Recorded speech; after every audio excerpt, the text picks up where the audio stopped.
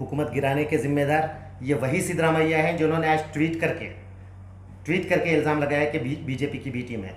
इन्होंने हुकूमत गिराकर एक प्लेट में रखकर इक़्तिदार बीजेपी के हवाले किया।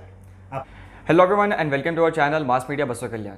जिस तरह से आप जानते हैं कि बसवा कल्याण ज़िमनी इंतखाबात को लेकर के कई सारे राजनीतिक दल आपस में भिड़ते हुए नज़र आ रहे हैं और कुछ दिनों पहले ही हमने कांग्रेस की जो मीटिंग हुई थी साहिल फंक्शन हॉल में, उसका एक वीडियो अपने चैनल के माध्यम से आपके सामने लाया था, जिसमें कांग्रेस ने कई सारे एलिगेशंस लगाए थे जनता दल सेक्युलर पर, जिसमें कांग्रेस ब्लॉक प्रेसिडेंट जनाब मीर अजहर अली नौरंग साहब ने काफ़ी सारे एलिगेशंस और इल्ज़ामात लगाए थे जेडीएस पर। तो वही सारे एलिगेशंस का जवाब लेने के लिए आज हम यहाँ पर मौजूद हैं और आज हमारे साथ जुड़े हुए हैं जेडीएस के सीनियर लीडर जनाब असदुद्दीन साहब। तो सर, मैं सबसे पहले तो आज के सेशन में आपका हार्डली वेलकम करता हूँ और आपका शुक्रगुजार हूँ कि आपने अपने कीमती लम्हात हमें दिए हैं। तो सर, मेरा पहला सवाल आपसे ये है कि कांग्रेस ब्लॉक प्रेसिडेंट जो हैं बसवा कल्याण के, उनका एलिगेशन जेडीएस पर ये है कि पहले तो उन्होंने कहा कि जेडीएस का टिकट उन्हें भी ऑफ़र किया गया था और कई सारे अयाम तक जेडीएस के जो इंचार्ज थे वो उनके पीछे लगे हुए थे कि जेडीएस से आप कॉन्टेस्ट कीजिए। कितनी सच्चाई है सर इस बात में? देखिए, मीर अजहर अली नौरंग जी, अगर वो कहते हैं कि जनता दल के लोग उनके पीछे पड़े हुए थे अपना टिकट देने के लिए, तो ये एक रिविलेशन की तरह है मुझे, क्योंकि यहाँ पे बसवा कल्याण में जो टीम यहाँ पर सर्वे करने के लिए आई थी, जी, मैं खुद उस टीम का एक मेंबर था और हमें कोई पता नहीं कि मीर अजहर अली नौरंग है कौन। ये एक रिविलेशन है कि कोई आदमी ये दावा करता है। खैर चलिए, ऐसी बातें होती रहती हैं, उनको सीरियसली नहीं लेना चाहिए किसी को भी। बातें होती रहती हैं। अब इलेक्शन के वक्त में हर आदमी अपनी अहमियत जताने की कोशिश करता है, तो शायद उसी का एक हिस्सा सीरियसली नहीं लेना चाहिए उसे। जी। जो दूसरा सबसे बड़ा एलिगेशन है वो ना सिर्फ कांग्रेस बल्कि ऑल इंडिया मजलिस इत्तेहादुल मुस्लिमीन का भी उसमें हिस्सा है उस एलिगेशन में। वो ये है कि जेडीएस इन दिनों बीजेपी के साथ काफ़ी अच्छे रिश्ते रखती है और उसी की बिना पर कुमार स्वामी जो पसोपेश में नज़र आ रहे थे बसवा कल्याण ज़िमनी इंतखाबात में हिस्सा लेने को लेकर के, पहले उन्होंने कहा था कि वो जेडीएस से अपना कैंडिडेट मुकाबले के लिए उतारेंगे, मगर फिर बाद में उन्होंने उसे ना कहा, फिर कुछ अलग फैसले लिए गए। और हाल ही में सिद्धरामैया साहब का भी एक ट्वीट आया था कि खुफिया तौर पर बीजेपी के सपोर्ट में बसवा कल्याण ज़िमनी इंतखाबात में जेडीएस ने अपना कैंडिडेट उतारा है। तो आप ये जो तमाम एलिगेशंस लगाए गए हैं, आप इसे किस तरह से जस्टिफाई करेंगे? किस हद तक वो लोग सही हैं?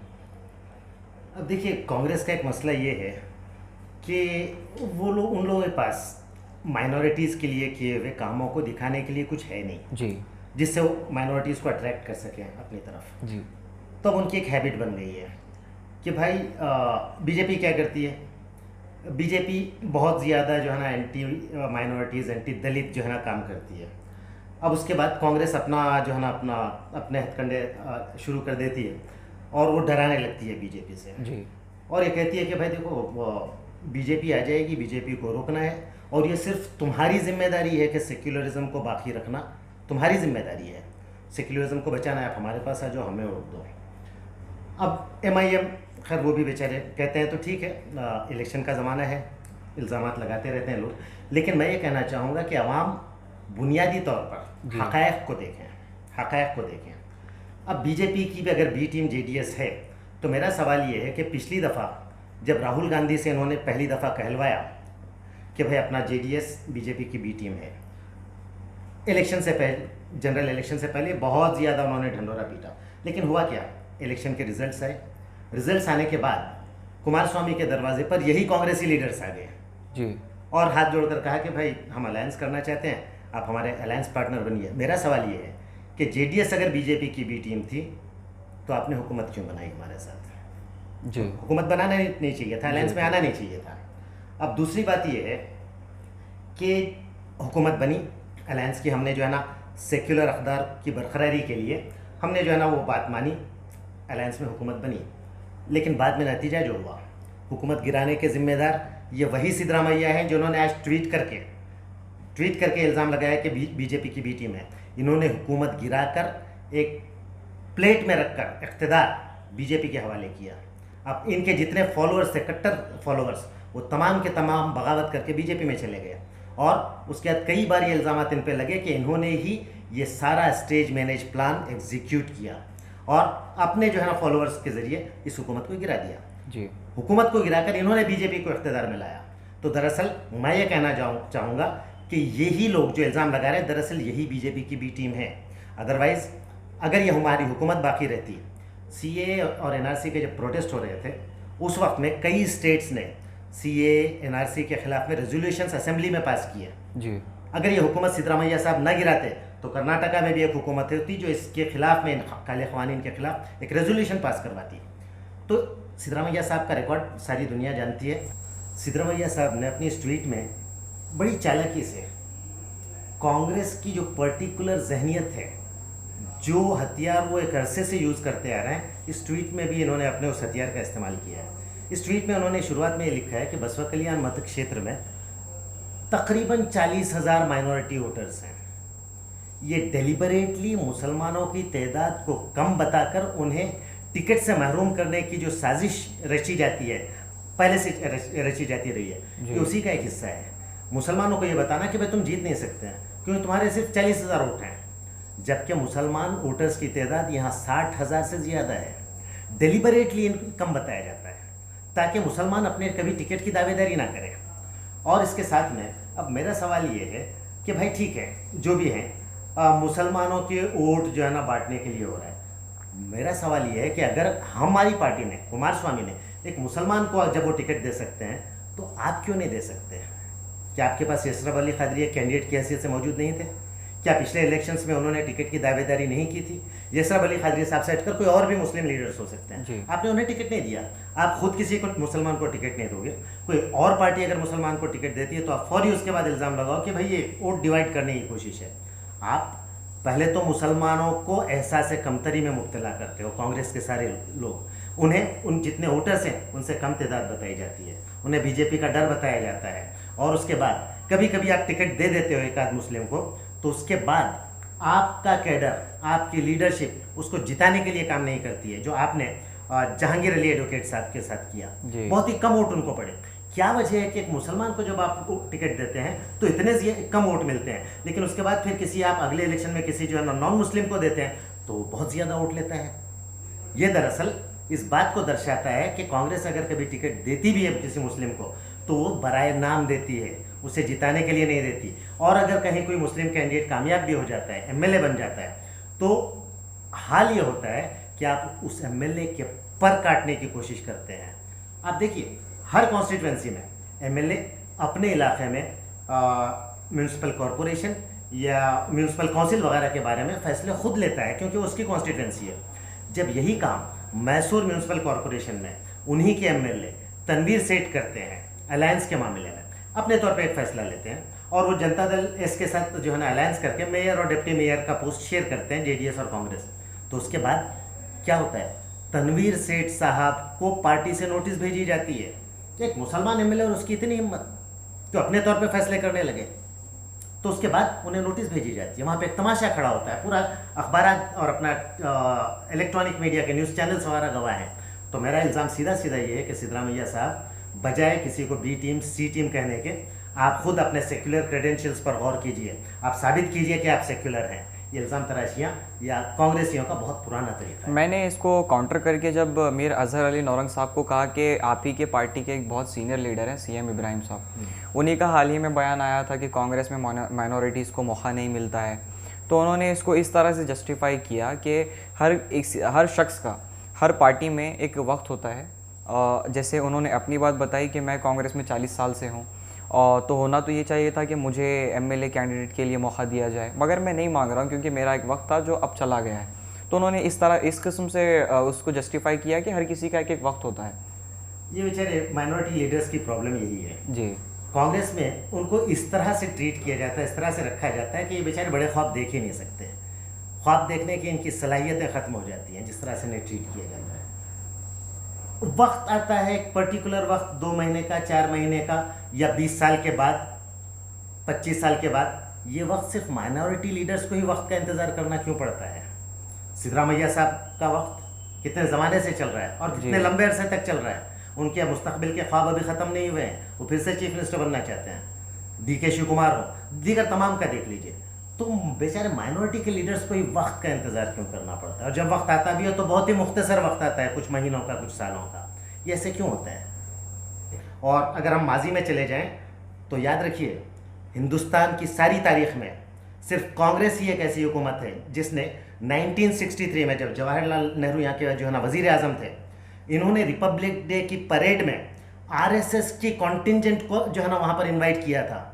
ताज्जुब करेंगे लोग ये सुनकर, रिकॉर्ड मौजूद है कि रिपब्लिक डे की परेड में जिस तरह BSF का कॉन्टिजेंट होता है, फुल्ला होता है, बहुत सारे होते हैं, RSS का एक सेपरेट कॉन्टिजेंट को इन्वाइट किया गया रिपब्लिक डे की परेड में।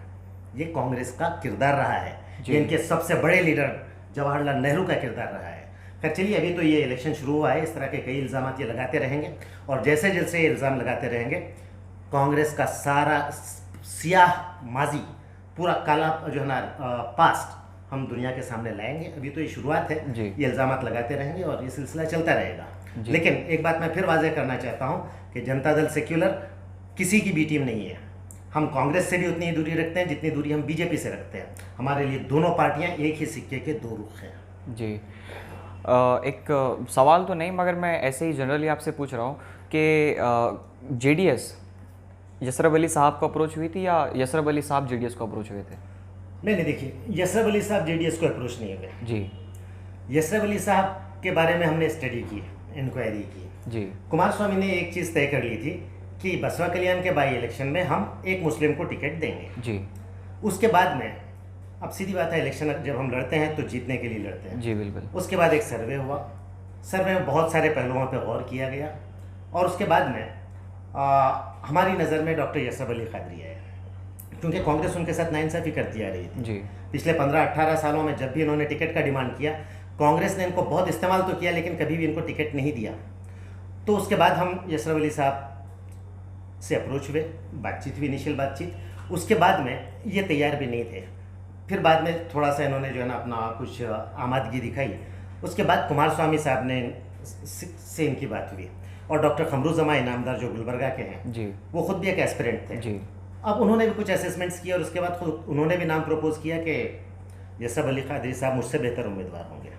तो बाद में कुछ इस तरह का हुआ कि बाद में पार्टी के जिम्मेदारों ने ही इनसे बात की, इनको बुलाया गया, और उसके बाद इन्होंने पार्टी के सिद्धांतों को कबूल करते हुए, हमारे पार्टी के इम्पेक्केबल सेक्युलर क्रेडेंशियल्स को ध्यान में रखते हुए हमारी पार्टी ज्वाइन की और हमारे उम्मीदवार बने। जी सर, आखिरी सवाल मैं आपसे पूछना चाहूँगा कि कई सारे लीडर्स हैं, कांग्रेस से मरहूम MLA बी नारायण राव की धर्मपत्नी मल्लाम बी नारायण राव है। कई सारे लोगों का कहना है कि सिंपैथी की जहाँ तक बात आती है तो वोट कई सारे उन्हें जाएंगे।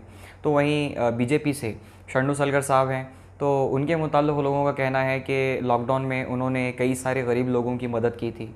तो यसरब अली साहब में ऐसी क्या बात है कि उन्हें लोग वोट डालें या फिर तक़ाबुली जायज़ा लिया जाए? तो ऐसी कौन सी खुसूसियात हैं जो यसरब अली साहब को दूसरे लीडरान से अलग करती हैं?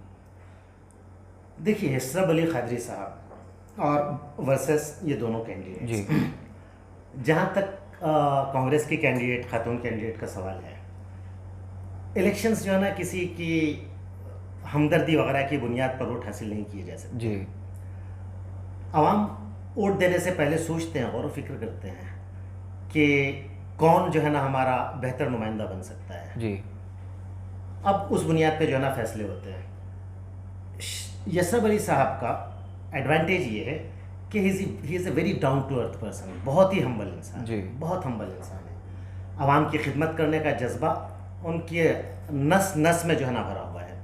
उन्होंने कई जो है ना वेलफेयर काम किए हैं आवाम के, लॉकडाउन के पीरियड में भी। लेकिन इनका एक मिजाज है कि वो अपने खिदमात को या गरीबों की मदद करने को या दीगर खिदमात को ये जो है ना पब्लिसाइज नहीं करते हैं, जी। एडवर्टाइज नहीं करते हैं, बंद मुट्ठी जो भी काम करना है ये करते हैं। और दूसरी चीज़ के लोकल कैंडिडेट हैं, शरणु सलगर लोकल नहीं है और न ही मल्लम्मा मैडम लोकल है, ये दोनों लोकल नहीं है। अब समझिए, अगर मेरे जिस्म में अगर कहीं कट जाए, हल्की सी भी खराश हो, तो मेरा बदन ही उस तकलीफ को महसूस कर सकता है। जी बिल्कुल। किसी का अगर हाथ पूरा कट गया हो तो सीधी बात है बहुत ज़्यादा उसको तकलीफ होगी, लेकिन मेरा बदन उस तकलीफ को महसूस नहीं कर सकता। बिल्कुल। तो उसी तरह से यहाँ के जो मसाइल हैं, यहाँ के लोगों के जो हालात हैं, इनकी पसमानदगी है, इन सारी तकालीफ को एक लोकल शख्स ही महसूस कर सकता है, फील कर सकता है। और एक लोकल कैंडिडेट हैं, और जितने जो है ना पॉलिटिकल पार्टीज़ के कैंडिडेट हैं, उनमें इनका एडवांटेज यही है कि ये हम्बल हैं, डाउन टू अर्थ हैं, आवाम की खिदमत करने का जज्बा नस नस में जो है ना भरा हुआ है। इसके साथ में ये लोकल हैं, यहाँ के इश्यूज़ से अच्छी तरह वाकिफ़ हैं, कौम की खिदमत करने का जज्बा इनके पास है। इसलिए बसवा कल्याण की आवाम, हमें पूरी उम्मीद है कि इन्हें भारी अक्सरियत से कामयाब बनाएंगे। और ये बहुत अच्छी बात है कि जिस तरह से ये मोमेंटम पिकअप हो रहा है इलेक्शन का, आवाम जोख दरजोख इनके फेवर में आते जा रहे हैं, काफ़ी जो है ना इनका सपोर्ट बढ़ता जा रहा है। और आप याद रखिए, जब रिज़ल्ट आएंगे तो ये रिज़ल्ट एक तारीख़ क्रिएट करने वाले हैं, एक हिस्ट्री क्रिएट होने जा रही है कि यहाँ पर जिस तरह से एक माइनॉरिटी कम्युनिटी के लोगों ने हमेशा हमेशा दूसरी कम्युनिटीज़ के लीडर्स को वोट देकर अपना लीडर बनाया, हमेशा इन्होंने वोट दिए हैं। बसवेश्वर की ये कर्मभूमि, यहाँ के रहने वाले लोग माइनॉरिटी के एक लीडर को बदले में वोट देकर भारी अक्सरियत से कामयाब बनाने वाले हैं। जी। तो चलिए, जितने भी सवालात थे या फिर हमारे जितने भी नाज़रीन इस वीडियो को देख रहे हैं, मैं उम्मीद करता हूं कि आपके जहन की कई सारी उलझनें दूर हुई होंगी। अगर नहीं भी हुई हैं तो आप नीचे कमेंट सेक्शन को यूज़ कर सकते हैं और वहां आपकी जितने भी सवालात हैं आप ड्रॉप कीजिए। हम कोशिश करेंगे उन सवालात के जवाबात जिसकी भी जिम्मेदारी बनती है उन तक अप्रोच करें और वो सारे जवाबात आपके सामने लेकर के आएँ। तो मैं एक बार फिर शुक्रिया अदा करता हूँ जनाब अज़ुद्दीन साहब का कि उन्होंने अपना कीमती वक्त हमें दिया है। तो इसी के साथ आज के लिए बस इतना ही, मगर आप ऐसी ही खबरों के लिए बने रहे हमारे चैनल मास मीडिया बसवा कल्याण, अवाम की आवाज़ के साथ।